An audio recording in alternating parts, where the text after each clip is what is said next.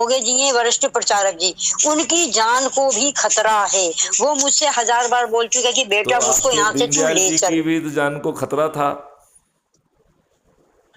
नहीं, उस संगठन में जो लोग रह रहे हैं वो ही ने कितने बार तो उनको फिजिकली हरासमेंट किया है, उनके ऊपर हाथ उठाया आपको है, उनसे मालूम है कि पैसे मांगते दीनदयाल हैं, वो उपाध्याय जी रोते हैं की जी। मौत होने के पहले ये कह दिया गया था कि उनका मर्डर होने वाला है, यदि बचा जी सको तो उनकी जान बचा लो।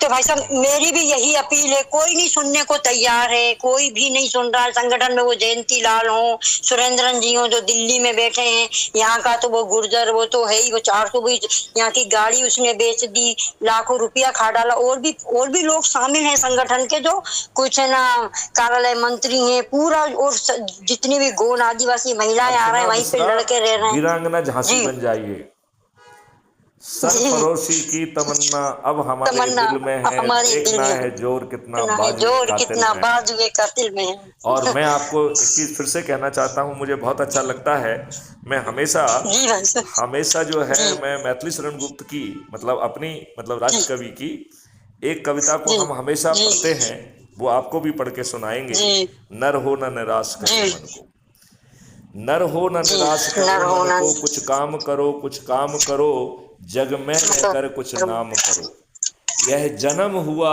कृष्ण जी अर्थ हो, समझो जिससे यह व्यर्थ ना हो। कुछ तो उपयुक्त करो तन को, नर हो न निराश करो मन को।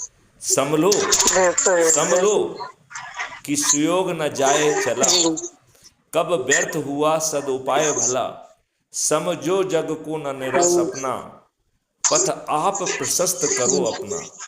अखिलेश्वर है अवलंबन को, नर हो न निराश करो मन को।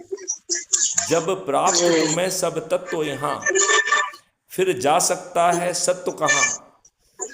तुम स्वत्व जी सुधा का पान करो, उठ के अमृत विधान करो।